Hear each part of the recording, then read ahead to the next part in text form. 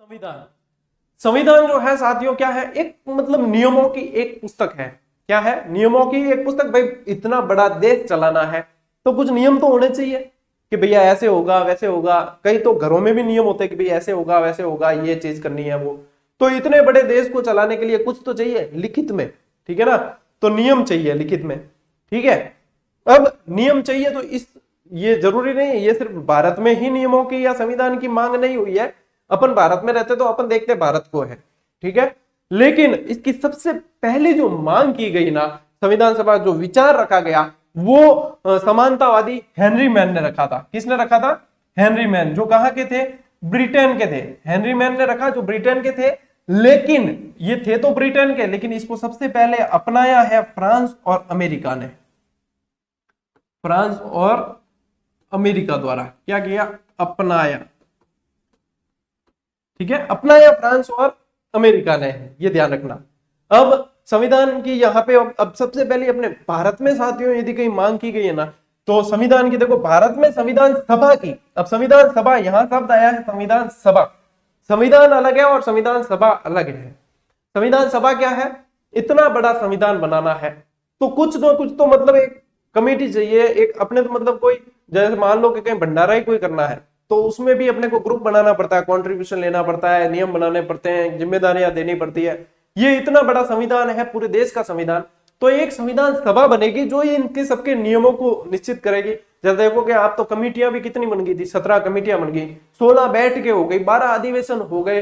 ये सारी चीजें इतनी हुई है, प्रारूप समिति वगैरह सब, ये सब इतने चीजें हुई है। तो ये संविधान सभा के जो निर्माण की बात हुई कि पहले एक संविधान सभा बनेगी, वो निर्धारित करेगी कि संविधान कैसे बनेगा। तो संविधान सभा की जो सबसे पहली साथियों मांग की गई वो स्वराज्य पार्टी द्वारा की गई 1924 में। ये जो फैक्ट है एक बीच में आया है, इसको मैं अलग पेन से मेंशन कर देता हूं। ये जो फैक्ट है ना, ये एमएन रॉय ने है ना सबसे पहली औपचारिक मांग की थी, ठीक है। औपचारिक सबसे पहली मांग, औपचारिक मांग करने वाले एमएन राय है। और यहां पे है ना एमएन राय की जगह आप क्या लिखेंगे? मोतीलाल नेहरू, एमएल नेहरू। वापस से समझना इस चीज को, इस लाइन को ऐसे लिखना आपको। भारत में संविधान सभा की मांग स्वराज्य पार्टी द्वारा की गई 1924 में, और 1924 में जो मांग की थी वो मोतीलाल नेहरू ने की थी। फिर नीचे लिखना कि संविधान सभा की औपचारिक मांग जो सबसे पहले की गई वो एमएन राय द्वारा की गई औपचारिक तरीके से, ठीक है। इस तरीके से मेरे ये दो फैक्ट है ना यहाँ पे मिक्स आ गए ये। तो यहाँ पे जो भी मतलब गलती जैसे देखो जहां भी होगी मैं हाथों हाथ बता दूंगा आपको। भारतीयों द्वारा जो साथियों संविधान निर्माण का पहला प्रयास किया गया वो नेहरू रिपोर्ट के रूप में किया गया, जो 1928। अब सुनना, अब सुनो। अब पर भारत में है ना एक खासियत है कि अपन ने मैणी देवानी, तो वो मतलब काम नहीं कर सके, वो भी काम कर देवे।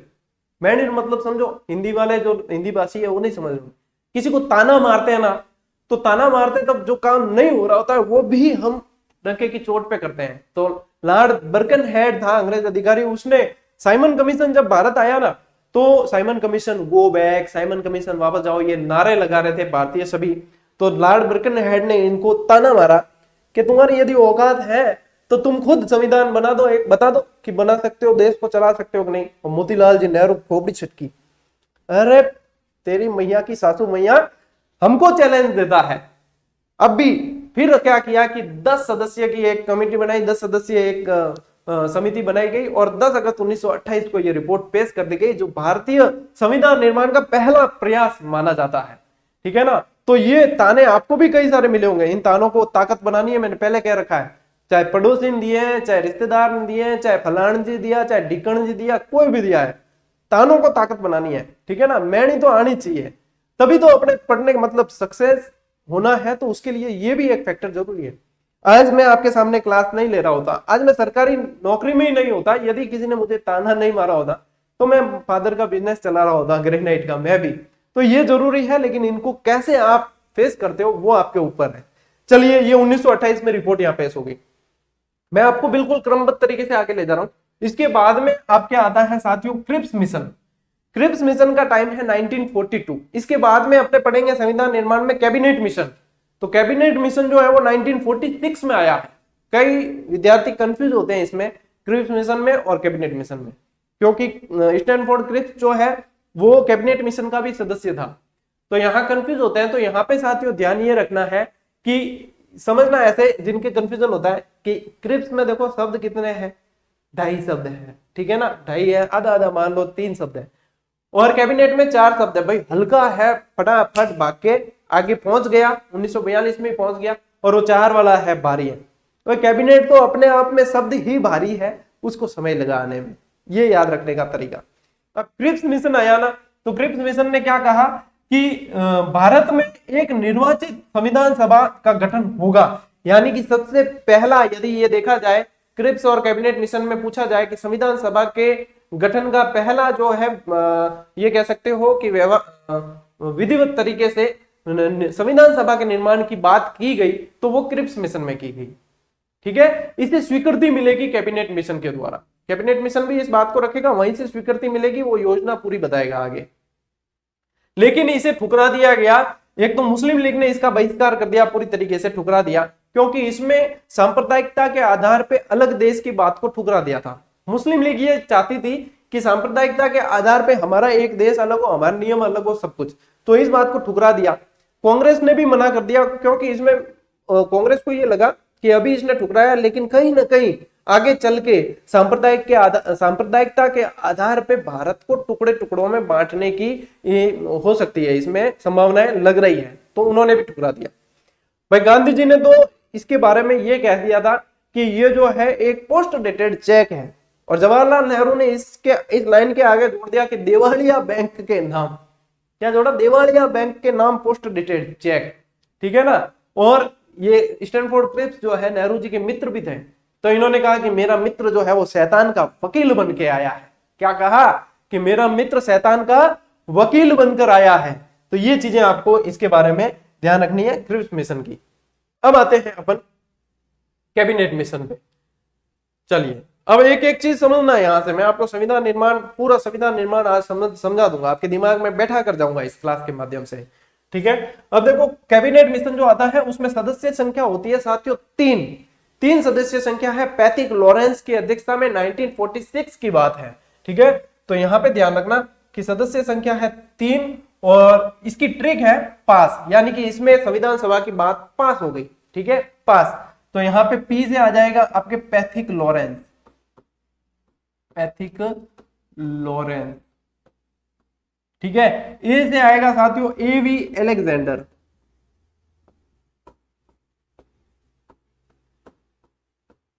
एवी अलेक्जेंडर, और यहां से आ जाएगा स्टैनफोर्ड क्रिप्स।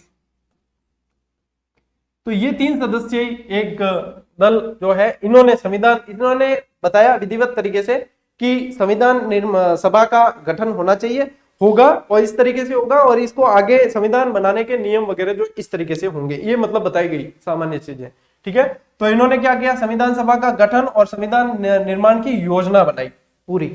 अब बात आती है संविधान सभा पे, तो क्या संविधान सभा बनाएंगे तो संविधान सभा के क्या कैसे होगा, सदस्य कितने होंगे, क्या कैसे, मतलब इतना बड़ा देश है, कैसे इसको व्यवस्थित किया जाए।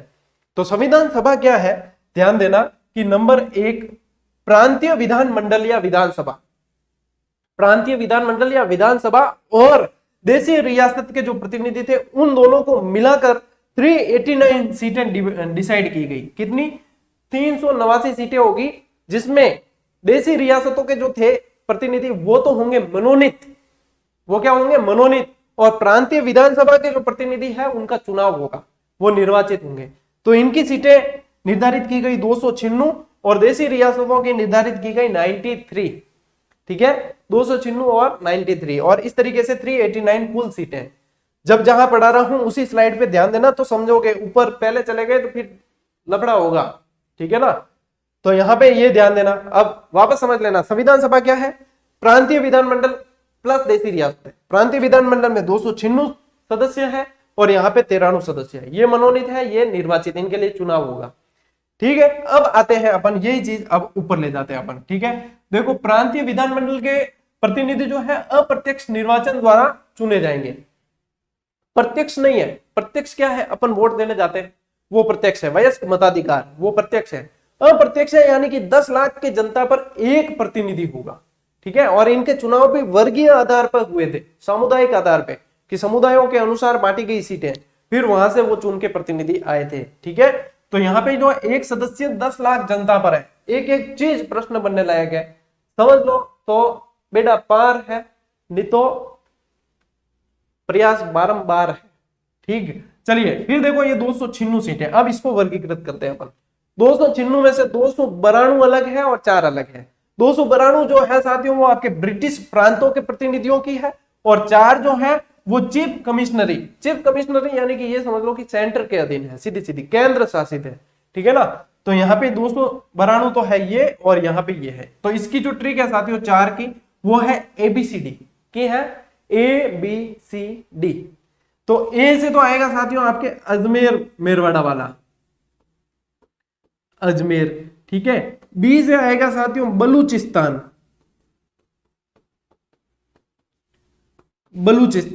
सी से आएगा आपके कूर्ग कर्नाटक वाला, और डी से आएगा दिल्ली, दिल वालों की।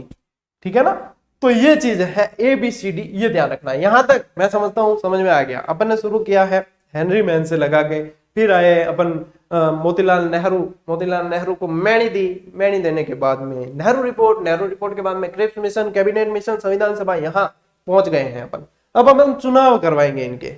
ठीक है ना, एक एक चीज आपको ये लगेगा कि जैसे संविधान का निर्माण आप ही कर रहे हो। अब देखो 1946 का संविधान सभा का जो चुनाव था, उसमें चुनाव जो था वो समुदाय यानी कि वर्गीय आधार पर हुआ। सीटें देखो बांट दी पहले तो अपन ने प्रांतीय विधानमंडल की और देशी रियासतों की। अब जो प्रांतीय विधानमंडल है ना, उनका ही चुनाव होना है, ये ध्यान रखना। देशी रियासतें जो है उनसे तो मनोनीत है सदस्य। तो एक एक चीज यानी कई लोगों के क्लियर नहीं होती, समस्या होती है फिर वहां। तो समुदाय के आधार पर सीटों का वर्गीकरण यहाँ पे किया गया वापस। ठीक है ना, अब जो सीटें थी उनका समुदाय के आधार पर वर्गीकरण और किया गया। तो एक तो हो गया सामान्य, दूसरा था मुस्लिम, और तीसरा वर्गीकरण था सिख। तो सामान्य की जो सीटें थी साथियों वो बांटी गई 213, यहाँ पे निर्धारित की गई 79, और इनकी थी 4। ठीक है ना, सामान्य के अंदर 213 थी, 79 थी और 4 थी। इन सीटों पे चुनाव होना है, चुनाव हुआ नहीं है। यहाँ अगला देखोगे ये रिजल्ट है, यहाँ पे ये सीटें हैं, इन पे चुनाव होना है। ठीक है ना, इन पे चुनाव होगा। अब आ जाते हैं अपन, चुनाव हो गया, ठीक है, शांतिपूर्ण तरीके से चुनाव हो चुका है। अब आते हैं अपन सीधे परिणाम पे, पेटियां खोलते हैं। ठीक है, पेटियां खुली तो भाई साहब कांग्रेस के खाते में गई 208 सीटें। 208 कैसे गई थी? 199 प्लस 9। अब ये क्या है? 199 पे तो कांग्रेस के सीधे प्रतिनिधि कांग्रेस से डायरेक्ट खड़े थे, 9 पे जो थे कांग्रेस समर्थित थे। ठीक है ना, कांग्रेस को समर्थन देने वाले कांग्रेस समर्थित थे, तो वो जुड़े। इस तरीके से 208 सीटें प्राप्त हुई कांग्रेस को। समझ में आ रही है बात? समझ रहे हो ना? आजकल भैया रेल में घना अलग, समझ रहे हो ना? तो ठीक है, 199 प्लस 9 208। मुस्लिम लीग को सीटें मिली 73 यानी कि 25% से भी कम। और यहाँ पे मुस्लिम लीग बहुत ही बौखला गई, और मुस्लिम लीग की बौखलाहट का परिणाम था 16 अगस्त 1946 को प्रत्यक्ष कार्रवाई के रूप में, मतलब ये कह सकते हो कि आप बिल्कुल विधिवत तरीके से दंगे करवाए गए। ठीक है ना, तो ये प्रत्यक्ष कार्रवाई के रूप में इसका परिणाम था। निर्दलीय जो थी साथियों सीटें 8 थी, और अन्य के अंदर 7 थी। ठीक है, इस तरीके से आपके ये चुनाव के परिणाम निकल के सामने आए। समझ में आ रही है? अब देखो राजस्थान से साथियों प्रतिनिधि पूछ लिए जाते हैं। मैंने बहुत सारी किताबें देखी, किसी के अंदर 12 प्रतिनिधि बताए हैं, किसी के अंदर 15 प्रतिनिधि बताए हैं। ठीक है, ऑप्शन के अकॉर्डिंग ध्यान देना आप। मैंने मतलब ऑथेंटिक किताबें भी देखी है, कोई 12 बताते हैं, कोई 15 बताते हैं। ठीक है, लेकिन ज्यादा माननीय साथियों अगर माना जाएगा तो 12 माना जाएगा, ये भी मैं आपको यहां क्लियर कर दूं। महिलाएं जो थी भाग लेने वाली वो 15 थी, लेकिन जब संविधान के जो प्रारूप बना था ना, उस पर हस्ताक्षर करने वाली महिलाओं की संख्या 8 ही थी। अब ये कंफ्यूजन बहुत रहता है, क्यों महिलाएं सीधी पूछ लेते हैं, जो फ्रेशर्स होते हैं या ज्यादा जिन्होंने भोग नहीं दिया है उन्हें कंफ्यूजन हमेशा रहता है। तो 15 8 कंफ्यूज रहते हो। 15 तो थी संविधान सभा में शामिल, 8 थी जिन्होंने हस्ताक्षर किए थे। बस अपने सीधा सीधा ध्यान रखना है, ज्यादा घुमा फिरा के नहीं। चलिए अब देखो, नवंबर 1946 के अंदर साथियों संविधान सभा का गठन कर दिया गया। चुनाव हो गए, चुनाव होने के बाद में गठन होगा। तो नवंबर 1946 में संविधान सभा का गठन हो गया। गठन होने के बाद में क्या होती है? बैठक होती है। क्या होती है?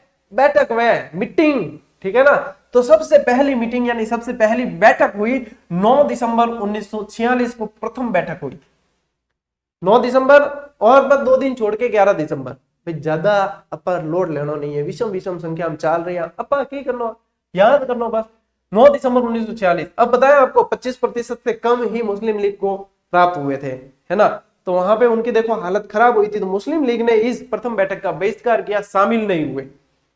मुस्लिम लीग वाले शामिल नहीं हुए, यानी कि कांग्रेस शामिल हुई थी, सिर्फ ये ध्यान रखना है आपको, ठीक है। तो मुस्लिम लीग शामिल नहीं हुए, मुस्लिम लीग ने हिस्सा नहीं लिया प्रथम बैठक के अंदर। यहाँ पे एक अस्थायी अध्यक्ष बनाया गया डॉक्टर सच्चिदानंद सिन्हा को, ये बहुत पूछते हैं, प्रथम अस्थायी अध्यक्ष संविधान सभा का सच्चिदानंद सिन्हा। फिर दूसरी बैठक हुई साथियों 11 दिसंबर 1946 को दूसरी बैठक हुई। यहाँ स्थायी अध्यक्ष बना दिया गया डॉक्टर राजेंद्र प्रसाद को और संवैधानिक सलाहकार बनाया गया बी.एन. राव को, ठीक है ना। बी.एन. राव को संवैधानिक सलाहकार बनाया गया और मुस्लिम लीग ने भी यहाँ पे हिस्सा लिया।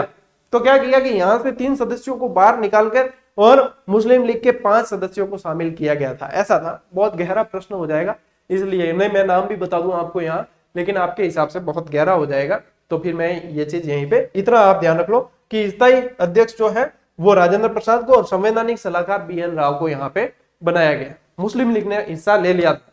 यहाँ मुस्लिम लीग की नीति ये थी कि संविधान सभा का हिस्सा बनते हुए ही, अंदर रहते हुए ही हम एक अलग देश की मांग को बढ़ाएंगे आगे, ठीक है, ये नीति थी।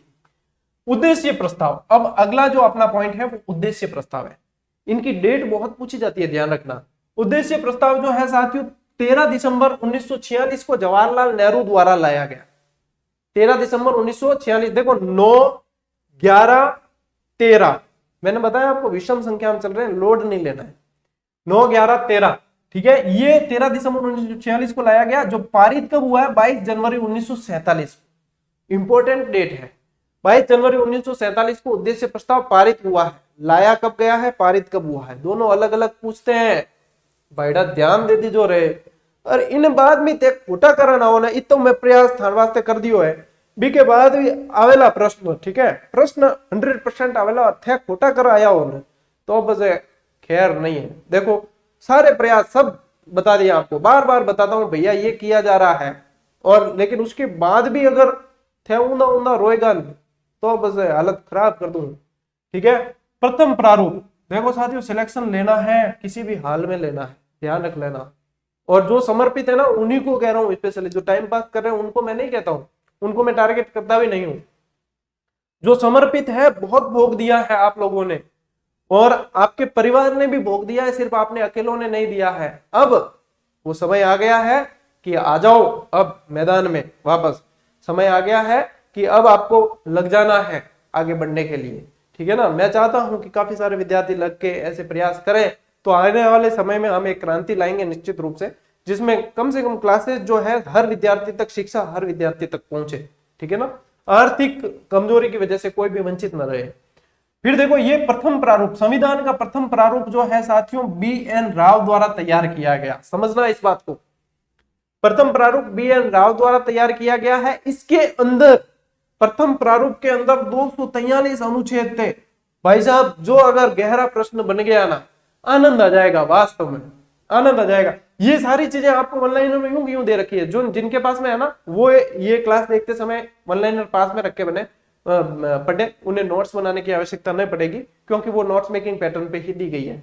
आनंद आ जाएगा आपको, ठीक है ना। अब आ जाते हैं साथियों अपन प्रारूप समिति पे। भाई बी.एन. राव ने पहला प्रारूप दे दिया, इसमें से 243, इसमें 243 अनुच्छेद थे। अब जो पहला प्रारूप दिया है ना, उसके ऊपर मंथन होगा कि इसमें क्या है, संशोधन क्या हो सकता है, क्या नहीं हो सकता है। इस सब के लिए प्रारूप समिति का गठन किया गया। अब थे सीधा सीधा तो खूब रटिया है, प्रारूप समिति का गठन भीमराव अम्बेडकर सब रटे हैं, लेकिन क्यों किया गया है, इसलिए किया गया है। मैं क्रमबद्धता से आगे बढ़ रहा हूं, देख लेना। प्रारूप समिति का गठन किया गया 29 अगस्त 1947, और ये डेट मोस्ट इंपॉर्टेंट है, मोस्ट इंपॉर्टेंट है, 2 बार मोस्ट लगा देना। 29 अगस्त 1947 को प्रारूप समिति का गठन किया गया। अध्यक्ष बनाया गया इसका बी.आर. अम्बेडकर यानी कि भीमराव अम्बेडकर जी को, ठीक है। अब देखो साथियों इसमें सदस्य संख्या जो थी प्रारूप समिति में वो 7 थे। प्रारूप समिति में सदस्य कितने थे? 7 थे। तो बी एन राव द्वारा तैयार प्रारूप समिति की जांच हेतु यह बनाया गया था। इन्होंने जांच करके फिर इसमें और अनुच्छेद जोड़ के कुछ अनुसूचियां कम करके इस तरीके से फाइनल प्रारूप दे दिया था कि ये फाइनल है, ठीक है ना। इसलिए भीमराव अंबेडकर को संविधान का निर्माता कहा जाता है, क्योंकि लास्ट जो फाइनल प्रारूप तैयार करके दिया था वो अंबेडकर जी और इनकी समिति ने दिया था, ठीक है। तो देखो 7 सदस्य कौन कौन से थे वो ध्यान रखना, पूछ लेते हैं, मिलान वाले प्रश्न आ जाते हैं कई बार। एक तो अपने भीमराव अंबेडकर जी थे, फिर थे गोपाल स्वामी अयंगर, एन गोपाल स्वामी अयंगर, ठीक है, अल्लादिया कृष्ण स्वामी अयंगर, के एम मुंशी, मोहम्मद सादुल्ला, ये मुस्लिम लीग से थे, मोहम्मद सादुल्ला,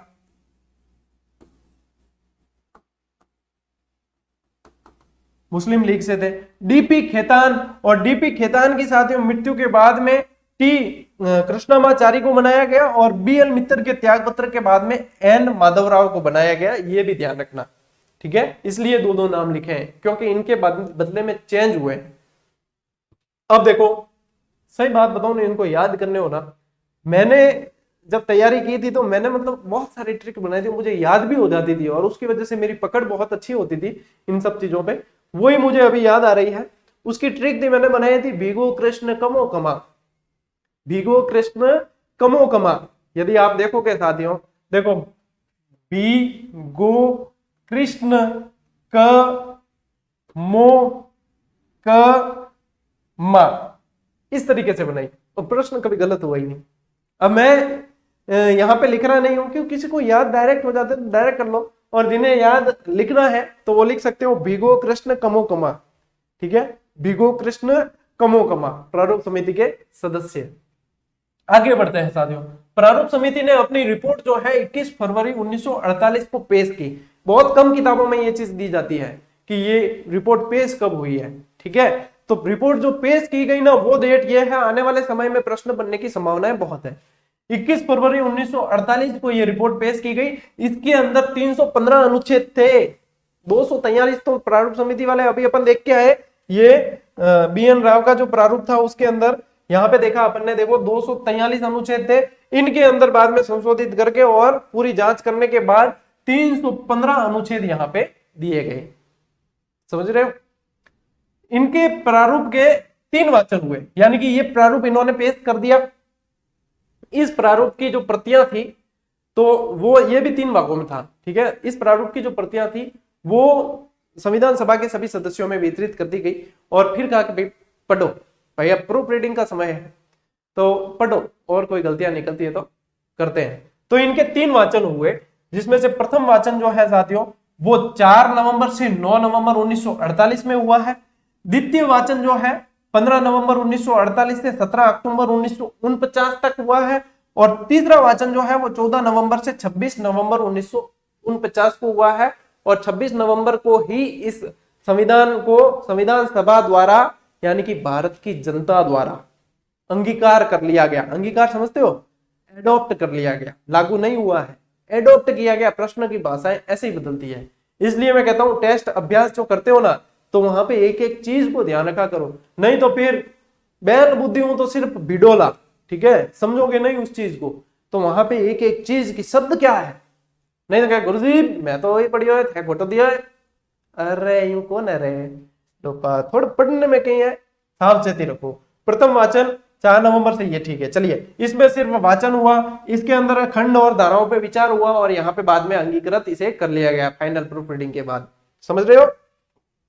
चलिए, ये हो गए 3 वाचन, ठीक है। इसके बाद साथियों 26 नवंबर 1949 को क्या किया गया, भारतीय संविधान सभा द्वारा इसे अंगीकार कर लिया गया। अब ये प्रत्यक्ष प्रश्न आता है, संविधान सभा द्वारा, अप्रत्यक्ष रूप से भारत की जनता द्वारा स्वीकार किया गया, अंगीकार किया गया है, आत्मार्पित, ठीक है। क्यों? क्योंकि संविधान सभा किसका प्रतिनिधित्व कर रही है, संविधान सभा भारत की जनता का प्रतिनिधित्व कर रही है। तो प्रश्न ऐसे भी आ सकता है, ऐसे भी आ सकता है, ठीक है। मैंने वन लाइनर के अंदर आपको जनता, भारत की जनता द्वारा स्वीकार दिया है लिखकर, और यहाँ पे मैं कह रहा हूं कि संविधान सभा, तो कंफ्यूज मत होना, दोनों सही है। प्रत्यक्ष रूप से संविधान सभा कर रही है, अप्रत्यक्ष रूप से भारत की जनता ही स्वीकार कर रही है, क्योंकि वो प्रतिनिधित्व संविधान सभा किसका कर रही है, भारत की जनता का, समझ रहे हो। चलिए, अंगीकार कर लिया, 284 सदस्यों ने इस पे हस्ताक्षर किए। यहाँ पे जब इसे अंगीकार किया तो 284 सदस्यों ने हस्ताक्षर किए। प्रश्न बनते हैं, जिसमें से साथियों हस्ताक्षर करने वाली महिलाएं थी 8। अब सदस्य तो थी 15, अपन ने पढ़ा, हस्ताक्षर करने वाली महिलाएं थी 8। इस संविधान सभा के ये जो प्रारूप प्रस्तुत हुआ है, इसके प्रारूप पर 114 दिन बहस चली है। कितने? 114 दिन। और 11+1 यानी कि 12 अधिवेशन हुए। 11 अधिवेशन के बाद तो 26 नवंबर को ये कर लिया गया, अपने क्या कहते हैं कि इसे अंगीकार कर लिया गया। और 12वां अधिवेशन जो है साथियों वो 24 जनवरी 1950 को जो 12वीं बैठक हुई है वो यहाँ पे हुई है। तो इसमें क्या किया गया, संविधान सभा को कर दिया गया भंग। ठीक है ना, 24 जनवरी 1950 को, क्योंकि 26 जनवरी 1950 को तो संविधान को लागू ही कर दिया गया। तो संविधान सभा का काम क्या था, संविधान को बनाना था ना, तो संविधान सभा को बाद में यहाँ पे कर दिया गया भंग। और अंतिम बैठक जो है वो 24 जनवरी 1950 है, यहाँ पे कर दिया भंग। अब देखो राजेंद्र प्रसाद को जो है प्रथम राष्ट्रपति चुन लिया गया इसी दिन। ठीक है, 26 जनवरी 1950 को संविधान लागू हो गया और इसी के रूप में हम मनाते हैं गणतंत्र दिवस। ठीक है ना। संविधान निर्माण के समय साथियों जो समय लगा है 2 वर्ष 11 माह 18 दिन का समय लगा है। खर्च हुआ है 63,96,729 रुपए, यानी कि लगभग 64 लाख रुपए, 63,96,729 रुपए का खर्च आया है। ठीक है ना। प्रथम वक्ता जो थे साथियों इसके सर्वपल्ली राधाकृष्णन माने जाते हैं। जब संविधान बना उस समय इसमें 22 भाग, 8 अनुसूचियां और 395 अनुच्छेद थे। वर्तमान में अनुसूचियां हो गई है 12, भाग उतने के उतने, अनुच्छेद उतने के उतने। अब कुछ किताब वाले या कुछ शिक्षक ये कह देते हैं कि अब इतने हो गए, 442 हो गए अनुच्छेद। वो नहीं है, वो अनुच्छेद तो वो के वही है, उनके अंदर भाग जुड़े हैं, वो अलग अलग जितने संशोधन होते हैं ना वो भाग जुड़े, अनुच्छेद वो के वो रहे हैं। ठीक है ना, मतलब इनके अनुच्छेद के अंदर जो है चीजें जुड़ी है वो सारी। ठीक है ना, अनुच्छेद के अंदर वो सारे उप अनुच्छेद जुड़े हैं, वो सारे भाग भी 22 है, अनुसूचियां हो गई 12 और अनुच्छेद वो के वो रहे हैं। समझ रहे हो। देखो हमने संविधान निर्माण की प्रक्रिया और संविधान बना दिया है यहाँ पे, है ना। और आपको लगा होगा कि वास्तव में हम संविधान सभा के पूरे संविधान निर्माण की प्रक्रिया से गुजर रहे हैं। देखो संविधान पर साथियों प्रथम हस्ताक्षर करने वाले थे अपने जवाहरलाल नेहरू जी, और संविधान पर अंतिम हस्ताक्षर किए राजेंद्र प्रसाद, जिसे बिहार का गांधी, भारत का अजात शत्रु आदि नामों से जाना जाता है। संविधान की तीनों प्रतियों पर हस्ताक्षर करने वाले सीमांत गांधी नाम से जाना जाने वाले खान अब्दुल गफ्फार खान, इनको क्या कहा जाता था, सीमांत गांधी कहा जाता था। बहुत हाइट बहुत थी इनकी। 26 नवंबर 1949 को 16 अनुच्छेद तो तुरंत प्रभाव से लागू कर दिए गए। ठीक है ना। और अन्य जो थे वो 26 जनवरी 1950 को लागू हुए हैं। एक ये अनुच्छेद बहुत इंपॉर्टेंट है, अनुच्छेद 393 जो है उसके अंदर भारत के संविधान का संक्षिप्त नाम कॉन्स्टिट्यूशन ऑफ इंडिया दिया गया। ठीक है ना, तो ये 393 के अंदर दिया है। 394 में उसे लागू करने, मतलब संविधान के जो नियम है वो लागू हो जाएंगे, उसका प्रावधान है। संविधान सभा के प्रमुख कार्यों के अंदर साथियों संविधान का निर्माण, आम कानूनों का क्रियान्वयन, राष्ट्रमंडल में के अंदर भारत की सदस्यता का सत्यापन, राष्ट्रीय ध्वज को अपनाना जो 12 जुलाई 1947 को अपनाया गया। इसकी डिजाइन पिंगली वेंकैया ने बनाई थी। ठीक है ना, 3:2 इसका अनुपात होता है साइज का। राष्ट्रीय गान और राष्ट्रीय गीत का को अपनाया गया 24 जनवरी 1950 को ही अपनाया गया है। तो ये इस तरीके से साथियों अपने संविधान के निर्माण को पूरा पढ़ लिया है।